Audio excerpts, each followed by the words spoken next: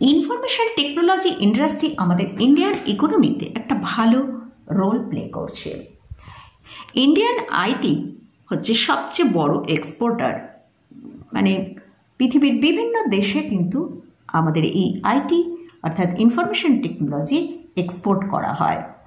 Indian জিডিপিতে growth develop করার জন্য কিন্তু এই আইটি সেক্টরের একটা বড় ভূমিকা রয়েছে। আশা করা যাচ্ছে নেক্সট 5 ইয়ার্সে এই আইটি ইন্ডাস্ট্রি প্রায় 10% CAGR গ্রোথ আসবে বলে এক্সপেক্ট করা হচ্ছে। আজকের ভিডিওয়ে আইটি সেক্টর নিয়ে ডিসকাস করব। তাহলে ভিডিওটা শুরু করা যাক। আমি নিরুপমা, শেয়ার শেখো চ্যানেলের পক্ষ থেকে সকল বন্ধুদের স্বাগত জানাই। আমরা বিগত বছরের বেশি এই আইটি সেক্টরে কিন্তু একটা ডাউন ট্রেন্ড দেখেছি গ্লোবাল রিজনের জন্য। তো রিসেন্ট আমরা এই আইটি সেক্টরের মধ্যেও একটা বাউন্স দেখতে পাচ্ছি। তার কারণ ইউএসএ থেকে আমরা যে পজিটিভ সেন্টিমেন্টটা দেখতে পাচ্ছি সেটা ফেডের তরফ থেকে, আর ইনফ্লেশনকে সময়ের আগে কন্ট্রোল হয়ে যাবে, এর জন্য কিন্তু আইটি সেক্টরে আমরা একটা বাউন্স দেখতে পাচ্ছি। তো আজকে আমি আপনাদের সাথে আইটি সেক্টরের যে চার্টটা আছে সেটা নিয়ে একটু ডিসকাস করব। প্রথমে আমরা দেখি 2008 সালে যে মার্কেটে ক্র্যাশ এসেছিল সেখানে কিন্তু এই আইটি ইন্ডেক্সটা 73% পর্যন্ত নিচে এসেছিল।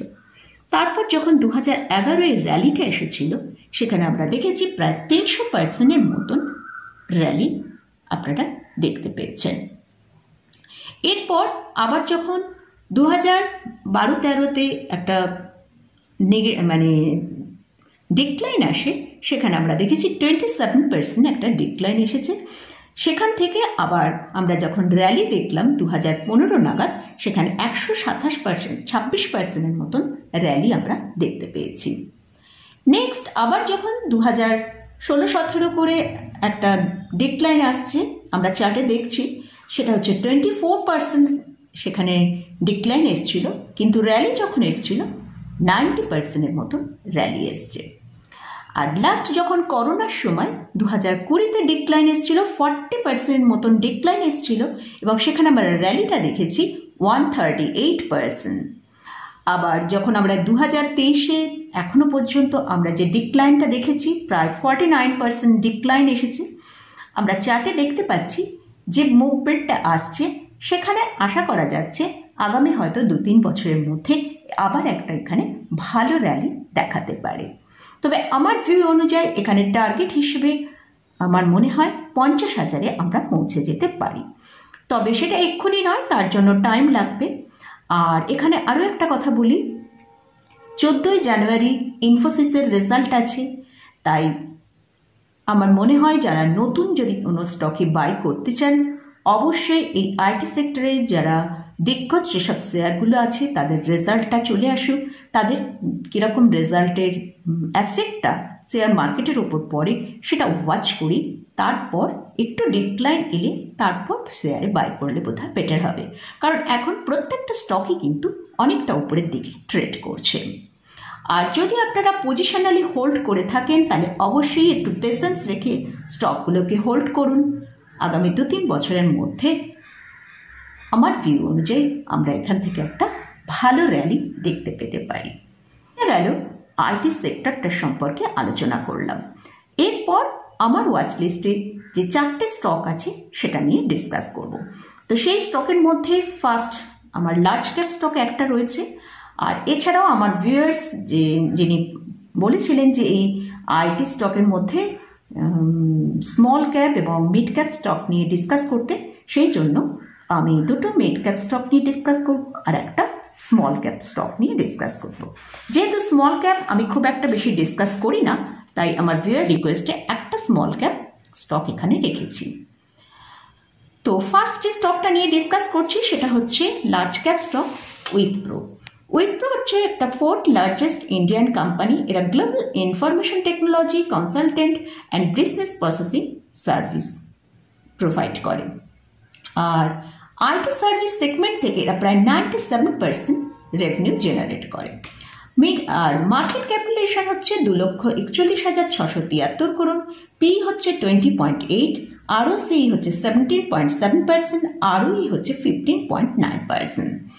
এদের যদি লাস্ট 3 ইয়ার্সের সেলস গ্রোথ দেখি, সেখানে আমরা দেখতে পাচ্ছি মার্চ 2021-এ 61,935 করোড়, মার্চ 2022-এ 79,312 করোড়, মার্চ 2023-এ 90,488 করোড়। নেট প্রফিট যদি দেখি, মার্চ 2021-এ 10,868 করোড়, মার্চ 2022-এ 12,243 করোড়, মার্চ 2023-এ 11,366 করোড়। মানে এখানে আমরা দেখতে পাচ্ছি 2022-এর থেকে 2023-এ কিন্তু নেট প্রফিটটা কম হয়েছে। এরপর এখানকার শেয়ার হোল্ডিং প্যাটার্নটা যদি একবার দেখি, কোম্পানির প্রোমোটারের কাছে কিন্তু একটা হিউজ কোয়ান্টিটি হোল্ডিংয়ে রয়েছে, সেটা হচ্ছে 72.93%, এফআইসের আছে 6.47%, ডিআইসের কাছে আছে 10.46%।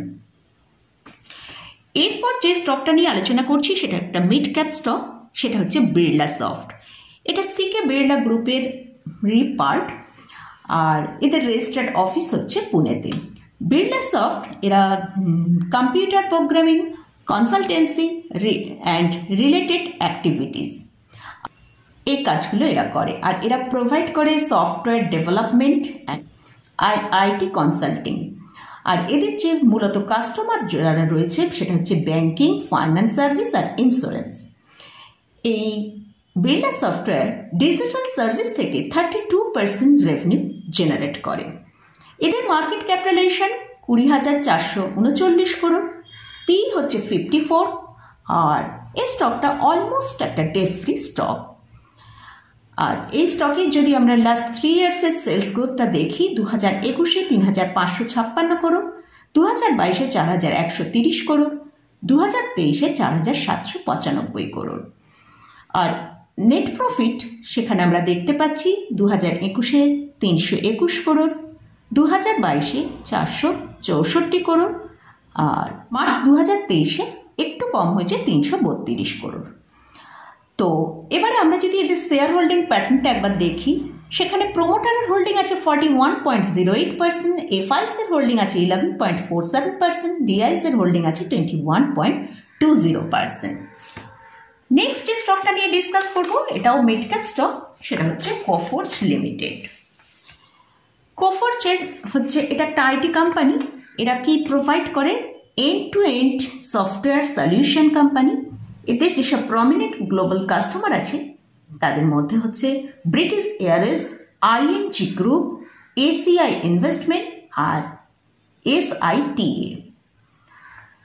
এদের মার্কেট ক্যাপিটালাইজেশন হচ্ছে 38,791 করোড়, ROCE হচ্ছে 30.8%, ROE হচ্ছে 25.1%। এই স্টকটা কিন্তু একটা হেলদি ডিভিডেন্ড পে করে। আর এই স্টকের যদি আমরা ডেপ্ট টু ইকুইটি দেখি, সেটা রয়েছে 0.11, খুবই সামান্য একটা ডেপ্ট রয়েছে। আর লাস্ট 5 ইয়ার্সের যদি এদের সিএজিআর যে প্রফিট গ্রোথটা, সেটা হচ্ছে 21.3%, একটা ভালো প্রফিট গ্রোথ আমরা দেখতে পেলাম। আর লাস্ট 5 ইয়ার্সের যদি কম্পাউন্ড সেলস গ্রোথটা দেখি, সেটা হচ্ছে 22%।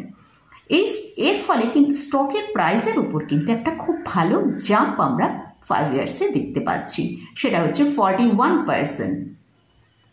এই স্টকটার যদি শেয়ার হোল্ডিং প্যাটার্নটা একবার দেখি, সেটা হচ্ছে এফআইসের হোল্ডিং আছে 34.37%, ডিআইসের আছে 54.28%। এখানে কিন্তু প্রোমোটারের হোল্ডিং এই রিসেন্ট ওরা 0 করেছে। আগে 30%-এর উপরে এখানে প্রোমোটারের হোল্ডিং ছিল। লাস্ট যে স্টকটা নিয়ে ডিসকাস করছি সেটা হচ্ছে একটা স্মল ক্যাপ স্টক, সেটা হচ্ছে স্যাক সফট লিমিটেড। এই স্টকটার এখন কারেন্ট প্রাইস চলছে 323 টাকা। এটা এস্টাবলিশড হয়েছিল 1999 সালে। এদের মার্কেট ক্যাপিটালাইজেশন 3,414 করোড়, পি হচ্ছে 35.8, ROCE হচ্ছে 28.4%, ROE হচ্ছে 22.7%। এই কোম্পানিটার ROCE এবং ROE কিন্তু খুব ভালো রয়েছে। কোম্পানি যেটা ডেলিভার করছে, তাদের যে প্রফিট গ্রোথটা লাস্ট 5 ইয়ার্সের 30.6% CAGR গ্রোথে এদের লাস্ট 5 ইয়ার্সের আমরা দেখতে পাচ্ছি। খুব ভালো একটা প্রফিট গ্রোথ আমরা দেখতে পাচ্ছি। আর এই কোম্পানিটা তাদের যে ডেপ্ট আছে সেটাকে অনেক রিডিউস করে নিয়েছে। লাস্ট 3 ইয়ার্সের সেলস গ্রোথ যদি আমরা দেখি, কোম্পানির 2021-এ 386 করোড়, 2022-এ 480 করোড়, 2023-এ 666 করোড়। আর নেট প্রফিট হচ্ছে 2021-এ 45 করোড়, 2022-এ 63 করোড় আর 2023-এ 82 করোড়। তো প্রফিটের মধ্যেও কিন্তু আমরা একটা লাস্ট যে 3 ইয়ার্সের প্রফিটে কিন্তু আমরা একটা প্রায় ডাবলের কাছাকাছি একটা জাম্প দেখতে পাচ্ছি। সেলসের মধ্যেও দেখলাম। এবার এই কোম্পানিটার শেয়ার হোল্ডিং প্যাটার্নটা একবার যদি আমরা দেখি, সেখানে হচ্ছে প্রোমোটারের কাছে আছে 66.66%, এফআইসের কাছে আছে 3.96%, ডিআইসের কাছে আছে 24.36%। তো মোটামুটি এই 4টে স্টক মনে হলো আগামী দিনে ভালো র্যালি দেখাতে পারি, সেজন্য আপনাদের সাথে শেয়ার করলাম। তো এখানে যদি আমি কিন্তু এখানে কোনোটাই বাই রেকমেন্ডেশন করছি না। আপনারা যদি এখানে কোনোটাই পজিশন নেন, অবশ্যই আপনাদের ফাইন্যান্সিয়াল অ্যাডভাইজারের পরামর্শ নিয়ে নেবেন এবং আপনারাও ভালো করে রিসার্চ করে নিয়ে তবেই কিন্তু এখানে পজিশন নেবেন। তো আইটি সেক্টরে মোটামুটি আগামী দিনে আমি বলিশ, তাই জন্য কিন্তু আইটি সেক্টর আমার ফেভারিটের মধ্যে আছে। তো আজকের ভিডিওটা মোটামুটি আমার এখানেই শেষ করছি। ভিডিওটা যদি ভালো লাগে অবশ্যই লাইক করবেন, শেয়ার করবেন, সাবস্ক্রাইব করবেন। ধন্যবাদ।